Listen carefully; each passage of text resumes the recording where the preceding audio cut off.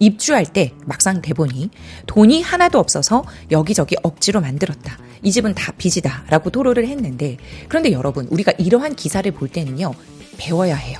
어떤 식으로 이분이 대출을 이용을 해서 내 집 마련을 해냈는지 그 방법에 대해서 알아보면 되는 거죠. 지금 이렇게 미분양 난 이 아파트 가격이요, 미분양 났을 당시의 분양가보다 2배 이상 상승을 했지 않습니까? 그래서 잘한 투자라고 할 수가 있는 거죠. 여기서도 꿀팁이 있는데요. 잔금대출 때는요, 분양가 기준이 아니라 감정가 기준으로 대출을 해주는 협약은행이 많기 때문에 분양가보다 내가 많은 대출을 낼 수 있다는 이점이 있습니다. 그래서 내가 내 돈을 굉장히 적게 들이고도 내 자본금이 적다 하더라도 은행의 레버리지를 통해서 내 수익금을 많이 가져갈 수 있는 구조가 바로 청약이 되겠습니다. 규제 지역과 비규제 지역을 내가 한꺼번에 중도금 대출을 받아야 돼. 그러면 중도금 대출 순서가 굉장히 중요하다는 점 꼭 기억하시기 바랍니다. 이렇게 하지 않으면 중도금 대출이 나오지 않을 수 있습니다.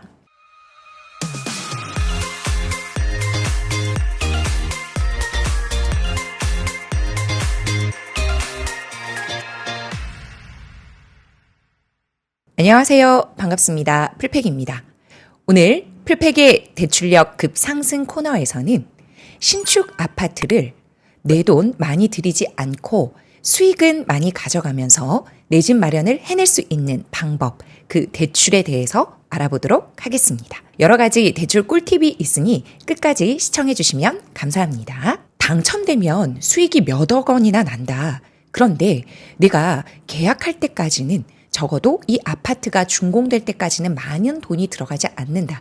즉, 시간이 지날수록 내가 돈을 납부하면 되는 거지, 당장은 많은 돈이 들어가지 않고도 내 집 마련을 시세 차익을 가장 많이 보면서도 잘할 수 있는 방법이 바로 무엇일까요? 맞습니다. 청약입니다.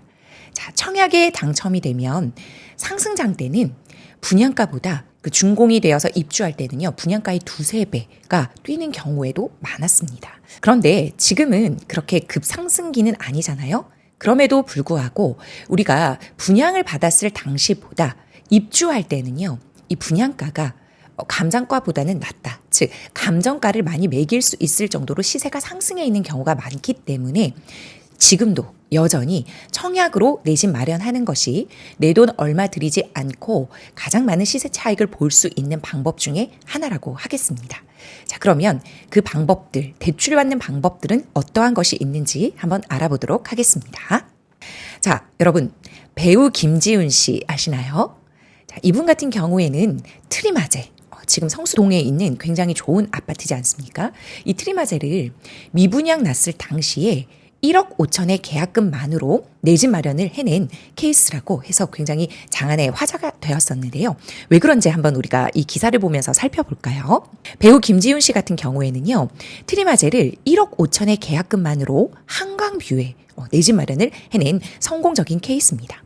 나는 인생에서 가장 잘한 투자가 배우로서도 아니고 오히려 이 집을 마련한 것 같다라고 했는데요. 그 이유는 이 집을 샀을 때 이 집을 1억 5천에 샀다. 그리고 최초 분양을 받았다. 당시에 이 집이 되게 오랜 기간 미분양이 났다. 여러분, 지금은 누구나 살고 싶어 하는 아파트인 트리마제가 그 당시에는 미분양이었다고 합니다. 그리고 지어지지도 않았을 때라서 재개발이 되면서 이 아파트가 올라간다고 하는데, 그 전에도 한번 분양을 했다가 취소된 경력이 있었기 때문에 사람들이 불안해해서 미분양이 났다고 했습니다. 그런데 이 배우 김지훈 씨는 그 전에 월세로 한강변에 계속해서 살고 있었다. 그런데 한강뷰에는 프리미엄이 있다라는 걸 살다 보니 알게 되었다. 그래서 이 집은 한강 바로 앞이어서 지어지기만 하면, 완공되기만 하면 가격이 떨어질 수 없겠다라고 입지 판단을 하셨다고 합니다. 그래서 미분양임에도 불구하고 나는 용기를 내서 계약금을 내고 내 집 마련을 하겠다라고 한 거죠. 그래서 당시에는요, 계약금 10%만 있으면 계약을 할 수가 있고 내 집이 될 수 있었다. 왜냐? 이후에는 중도금 대출을 은행에서 해주기 때문에 중도금 대출로 계속 입주 잔금 때까지 끌고 오다가 3년 후에 입주니까 그때까지는 내가 배우로서 소득을 많이 늘려서 벌겠지라는 생각으로 급전을 땡겨서 계약금을 마련해서 계약을 했다고 하십니다. 그런데 입주할 때 막상 대보니 돈이 하나도 없어서 여기저기 억지로 만들었다. 이 집은 다 빚이다라고 토로를 했는데, 그런데 여러분, 우리가 이러한 기사를 볼 때는요, 배워야 해요. 어떤 식으로 이분이 대출을 이용을 해서 내 집 마련을 해냈는지 그 방법에 대해서 알아보면 되는 거죠. 지금 이렇게 미분양 난 이 아파트 가격이요, 미분양 났을 당시의 분양가보다 2배 이상 상승을 했지 않습니까? 그래서 잘한 투자라고 할 수가 있는 거죠. 입지력이 바탕이 된 곳에 내가 대출을 어떻게 활용하느냐, 즉 대출력을 어떻게 발휘하느냐에 따라서 내 돈은 많이 줄이고 수익은 많이 올릴 수 있는 구조가 됩니다. 이분 같은 경우에 말씀하시기로 계약금 10%, 1억 5천을 냈다고 했으니까 분양가는 우리가 예상해 봤을 때 15억 원 정도가 된다고 생각해 볼 수가 있겠죠. 10%니까요. 그러고 나서 중도금 대출은 은행에서요, 뒤에서도 제가 말씀드리겠지만 DSR을 보지 않고 신용 불량자만 아니면 거의 대부분 LTV만 보고 나가게 됩니다. 네. 지금은 중도금 대출에 대한 분양가 선도 폐지가 됐어요. 그래서 비규제 지역이든 규제 지역이든 분양가 상관없이 중도금 대출이 실행이 되게 됩니다. 자, 그리고 나서 잔금 대출 때는 DSR을 보는 거죠. 즉, 내 소득에 대비해서 대출이 나가게 됩니다. 그런데 여기서도 꿀팁이 있는데요. 잔금 대출 때는요, 분양가 기준이 아니라 감정가 기준으로 대출을 해주는 협약은행이 많기 때문에 분양가보다 내가 많은 대출을 낼 수 있다라는 이점이 있습니다. 그래서 내가 내 돈을 굉장히 적게 들이고도 내 자본금이 적다 하더라도 은행의 레버리지를 통해서 내 수익금을 많이 가져갈 수 있는 구조가 바로 청약이 되겠습니다. 자, 그러면 우리가 운 좋게 청약에 당첨이 되었다. 그러고 나서 자금 납부를 하는 그 프로세스가 어떻게 되는지를 자세히 한번 알아보도록 하겠습니다. 자, 분양가 5억 원 아파트를요, 단돈 5천만 원에 계약해서 내가 가져올 수가 있습니다. 예전에 상승장 때는요, 오히려 입주 잔금 때요, 이 분양가를 덮고도 남을 만큼의 대출이 나왔기 때문에 일명 풀핏 투자라고 하죠. 풀핏 투자가 가능한 구조였습니다. 왜 그런지 한번 살펴볼까요? 자, 분양가 5억 원에 보통은요, 우리가 계약금을요, 꼭 10%는 아니지만 10%가 많이 냅니다. 보통은 5%에서 20% 가량을 계약금으로 납부하게 되어 있는데요. 이 아파트 같은 경우에는 10%를 납부한다고 가정을 해보겠습니다. 자, 그러면 5억 원에 10%니까 5천만 원이 되겠죠. 자, 이 5천만 원을 계약금 납부일까지 납부를 하게 되면 일단은 내 집으로 가져올 수가 있게 됩니다. 자, 이후에는 내 자본금이 없다고 하더라도요, 은행에서 분양가 기준 상관없이 대출이 나간다고 했죠. 신용 불량자, 즉 내가 신용이 많이 나쁘지 않다라고 하면 중도금 대출은요, 규제 지역에서는 50%, 비규제 지역에서는 60%까지 나오게 됩니다. 분양가 기준으로 나오게 되는 거죠. 자, 분양가가 5억 원이었기 때문에 5억의 60%, 3억 원까지는 중도금 대출로 끌고 올 수가 있는 겁니다. 자, 24년 1월에 내가 계약금 10%를 내고 계약을 했다. 그 이후에 60%를요, 거의 5, 6개월 단위로 이렇게 납부를 하게 되거든요. 그러면 5천만 원씩 5천만 원씩 해서 26년 9월까지 중도금 대출을 받고 이 아파트를 끌고 올 수 있게 되는 겁니다. 자, 그럼 여기서 우리가 대출이기 때문에 대출에는 이자가 발생이 되겠죠. 자, 그러면 이 중도금 대출을요, 이자를 어떻게 납부하는지도 우리는 살펴봐야 합니다. 그것은 다 입주자 모집 공고문에 나와 있거든요. 우리가 청약에 당첨되면 이 입주자 모집 공고문을 더욱더 잘 살펴서 내 계약금을 5%를 내는지 10%를 내는지 언제까지 내야 하는지를 살펴보고 중도금 대출도 몇 프로를 내는지를 살펴보면 됩니다. 언제까지 내야 하는지, 어떤 협약은행에서 중도금 대출을 받을 수가 있는지를 살펴보면 되시는데요. 이렇게 26년 9월 17일까지 중도금 대출을 60% 납부할 수 있다고 칩시다. 자, 그러면 계약금 10%와 중도금 60%, 70%가 납부가 됐죠? 그러면 준공할 때까지 일단은 내 집을 가지고 옵니다. 이 레버리지를 활용을 해서. 그럼 잔금 때는 분양가의 30%, 1억 5천을 납부하면 되는 겁니다. 자, 그러면 더 자세히 한번 살펴보도록 할까요? 만약에 생애 최초이신 분이 청약에 당첨이 됐고 이 청약 납부 프로세스를 알아야 한다, 그 납부 과정을 알아야 한다라고 하면 이 과정을 잘 살펴보시면 됩니다. 여러분들 중에 나는 무주택자다, 생애 최초로 내가 청약에 당첨돼서 내 집 마련을 할 거다라고 하시는 분 있으면 더 집중해서 들어주시면 감사하겠습니다. 자, 계약하고 계약금을 5%를 낼지 10%를 낼지 20%를 낼지 입주자 모집 공고문을 통해 확인을 했다고 하면 예를 들어 10%를 냈다고 합시다. 그러면 이 계약금 5천만 원과 사실상 더 들어가는 비용이 있습니다. 발코니 확장비 그리고 유상 옵션 비용 같은 내가 비용을 지불하겠다라고 하면 이러한 금액을 계약금 때 같이 내게 됩니다. 보통은 다 납부를 하는 건 아니고요. 일부 납부를 하게 됩니다. 뭐 10%를 하든 30%를 하든 발코니 확장비나 유상 옵션, 기타 옵션 비용이 들어간다라고 보시면 되겠습니다. 그럼 이러한 금액이 250만 원이라고 쳤을 때 총 내가 계약할 때는 5,250만 원이 필요하게 된 거겠죠. 자, 그러면 여러분, 이 계약금은 어떻게 납부를 하는 걸까요? 계약금을 납부할 때는요. 계약금 담보대출은 없어요. 그래서 현금, 내 모은 돈, 자본금으로 이 계약금을 마련해서 납부를 해야 합니다. 그런데 내가 모아둔 현금이 부족하다라고 하면 어떠한 대출을 활용할 수 있는 걸까요? 네, 계약금으로 활용할 수 있는 대출에는요. 대표적으로 신용대출이 있습니다. 물론 신용대출을 받을 때는 내 소득 대비해서 나가기 때문에 DSR 계산을 해야 되겠죠. 예, DSR 범위 내에서 이 신용대출을 내서 내 계약금을 내는 경우가 많습니다.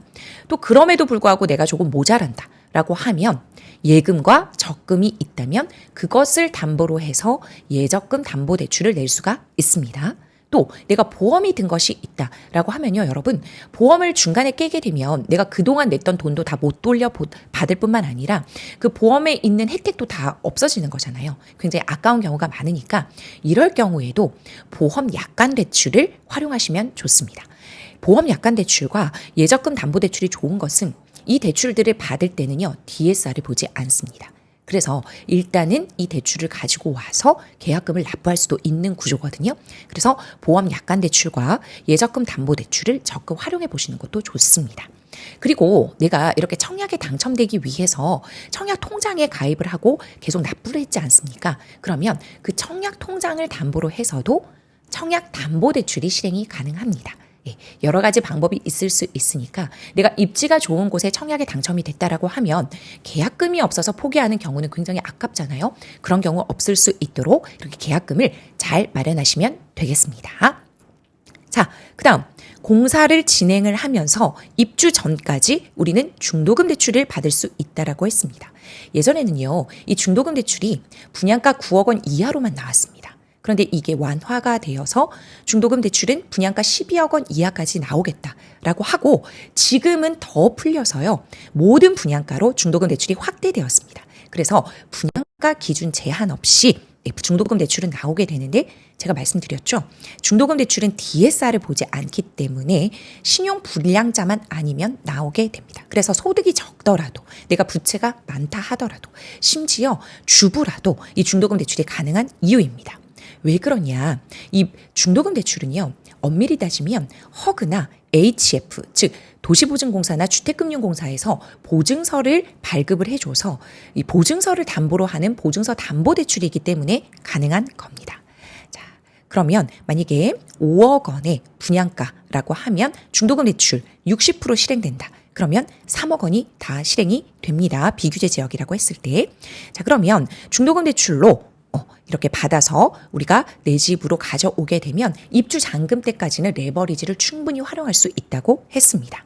자, 중도금 대출은요, 여러분, 구매자금 대출에 해당될까요? 생활안정자금 대출에 해당될까요?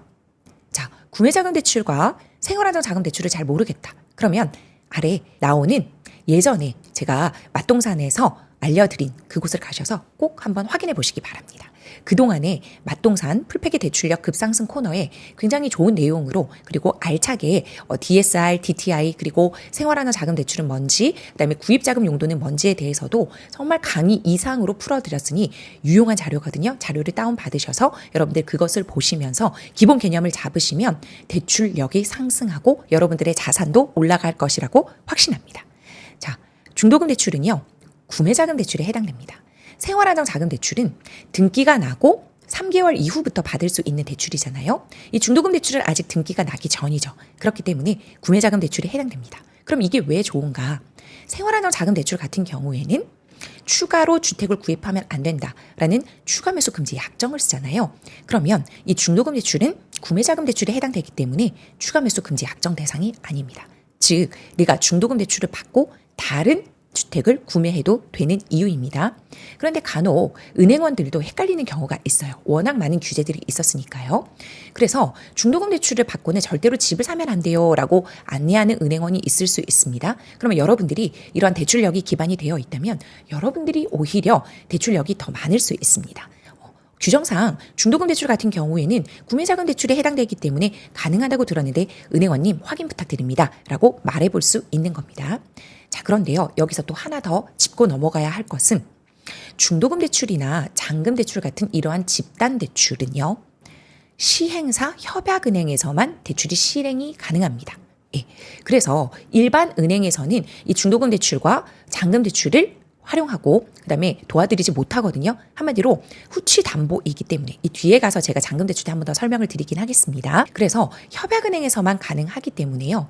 협약은행에서 만약에 예를 들어 우리는 이 중도금 대출을 일으키고 다른 집은 매수하면 안 된다라는 추가 매수 금지 약정을 쓰겠다라고 하면 일반적으로는 쓰지 않지만 협약은행에서 쓰겠다 그러면 쓰는 겁니다. 즉 약정을 하게 되는 거거든요. 무조건 협약은행의 규정을 따라간다라고 생각하시면 가장 정확합니다. 자, 중도금 대출은요, 인당 보증 한도가 있었는데 그것도 다 풀렸습니다. 지금 남아있는 것은요, 세대당 보증 건수에 대한 대출 규제는 남아 있습니다.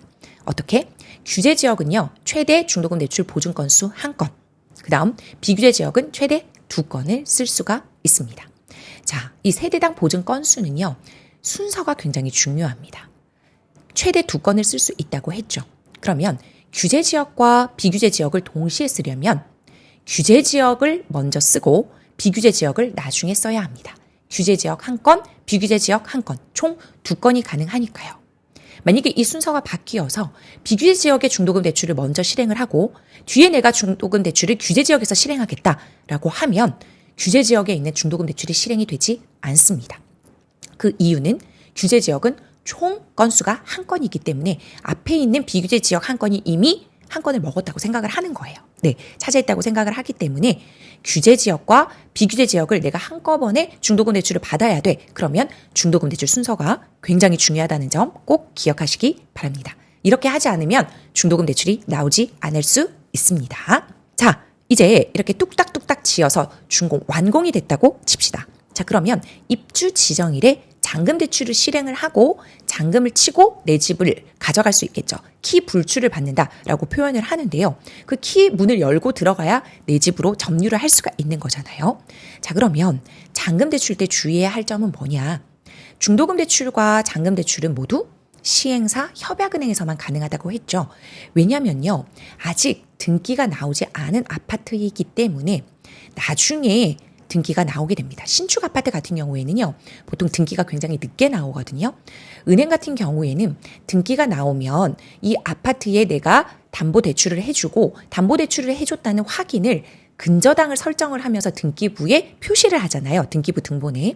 그런데 그렇게 등기부 등본이 나오지 않은 겁니다.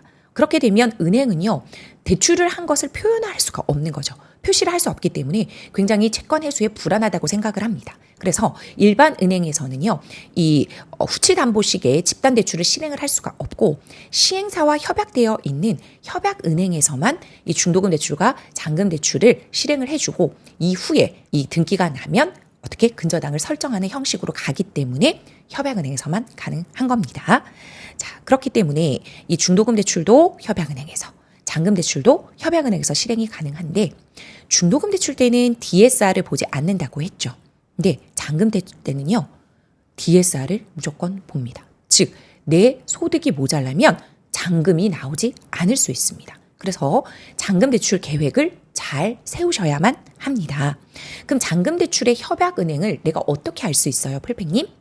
자, 잔금 대출이 어떠한 은행에서 가능한지 알려면요, 사전 점검을 꼭 가셔야 합니다. 우리가 입주 지정일 전에 사전 점검이라는 것을 가서 내 아파트에 하자가 있는지 등을 체크해 보잖아요. 그때 지하 부스라든지 1층에 사전 점검을 받을 때 협약은행들이 쫙 깔리게 됩니다.